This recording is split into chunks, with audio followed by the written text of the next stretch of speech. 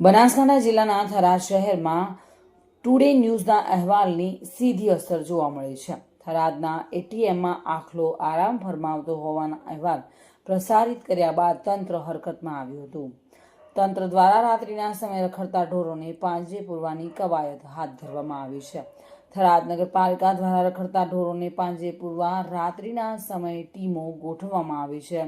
થરાદના ખાનગી એટીએમમાં આખલાને આરામ ફરમાવતો જોઈ લોકોમાં ભયનો માહોલ જોવા મળ્યો હતો. જોકે આ સમાચાર વાયુ વેગે પ્રસરતા થરાદના એટીએમમાં આખલાનો આરામ ફરમાવતો વિડીયો સોશિયલ મીડિયા પર વાયરલ થતા તંત્ર હરકતમાં આવ્યું હતું. મહેન્દ્ર ઓઝા સાથે bureau report, today Gujarati news.